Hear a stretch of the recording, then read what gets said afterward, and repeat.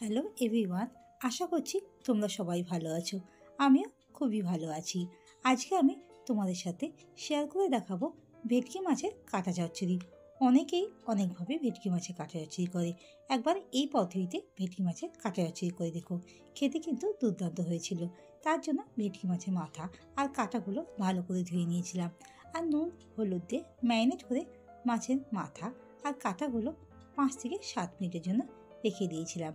আর এর জন্য আমি সব সবজিগুলো তারপর সব কেটে নিয়েছিলাম। কড়াইয়ের মধ্যে গোটা জিরে আর মৌরি, 1 চামচের মতন এলাচ, দারচিনি, লবঙ্গ আর কয়েকটা শুকনো লঙ্কা শুকনো খোলায় ভেজে নিয়েছিলাম। ভাজা হয়ে গেলে মশলাগুলো একটা জায়গায় রেখে দিয়েছিলাম। ঠান্ডা হয়ে গেলে মিক্সিতে দিয়ে পেস্ট করে নিয়েছিলাম। আলু আর বেগুনগুলো ডুমো করে কেটে নিয়েছিলাম ছোটো করে। কড়াইতে সর্ষের তেল দিয়ে দিয়েছিলাম। তেলটা গরম হয়ে গেলে মাছের মাথাগুলো ভেজে নেব, সাথে কাঁটাগুলো দিয়েছিলাম। এক সাইডটা লাল করে ভাজা হয়ে গেলে উল্টো দিকটা উল্টে দেবো। দু সাইডটাই ভাজা হয়ে গেলে তুলে একটা জায়গায় রেখে দেবো। ওই তেলের মধ্যে আগে থেকে কেটে রাখা যে আলুগুলো ছিল সেই আলুগুলো দিয়ে দেবো।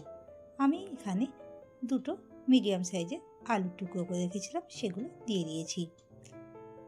সামান্য একটু হলুদ দিয়ে আলুগুলো হালকা লাল করে ভেজে নেব। ভাজা আলুগুলো একটা জায়গায় রেখে দেব। ওই তেলের মধ্যে মিডিয়াম সাইজের একটা বেগুনের কুচি সেটা দিয়ে দেবো। সামান্য একটু নুন দিয়ে ঢাকা দিয়ে লো ফ্লেমে 2 মিনিটের জন্য বেগুনটা ভাজতে দেবো। বেগুনটা এখন কালারটা চেঞ্জ হয়ে যাবে, তখন বেগুনটা আলুর জায়গায় তুলে রেখে দেবো। ওই কড়াইয়ের মধ্যে বেশ কিছুটা তেল দিয়ে দেবো। গোটা জিরে, গোটা গরম মশলা আর শুকনো লঙ্কা ফোড়ন দিয়ে দেবো, আর বেটে রাখা আদা, রসুন আর কাঁচা লঙ্কার পেস্টটা। মশলা বেশ কিছুক্ষণ ধরে কষিয়ে নেবো লো ফ্লেমে। মশলাতে এখন কাঁচা গন্ধটা চলে যাবে, তখন এর মধ্যে বড় সাইজের একটা পেঁয়াজের কাটা দিয়ে দেবো বা পেঁয়াজের পেস্ট। মশলার সাথে বেশ কিছুক্ষণ ধরে নাড়াচাড়া করে নেব। মশলা থেকে তেল ছেড়ে আসলে একে একে কেটে রাখা একটা টমেটো কুচি দিয়ে দেবো। সামান্য একটু নুন দিয়ে ঢাকা দিয়ে টমেটো সেদ্ধ হতে দেবো। টমেটো এখন পেঁয়াজের সাথে মিশে যাবে, তখন এর মধ্যে হলুদ গুঁড়ো, লঙ্কা গুঁড়ো, ধনের গুঁড়ো আর জিরের গুঁড়ো অ্যাড করব। সব মশলাগুলোকে সব একসাথে কষিয়ে নেব। তার মধ্যে সামান্য একটু চিনি দিয়েছিলাম টেস্টটা ব্যালেন্সের জন্য।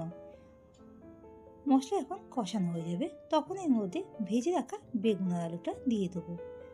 লো ফ্লেমে সব সবজিগুলো কিছুক্ষণ নাড়াচাড়া করে নেবো। তারপর এর মধ্যে ভেজে রাখা মাছের মাথা আর কাঁটাগুলো দিয়ে দেবো। 1 মিনিটের মতন লো ফ্লেমে সবগুলো ভেজে নেবো, আর মাথাগুলো কিছুটা ছোট করে ভেঙে দেবো।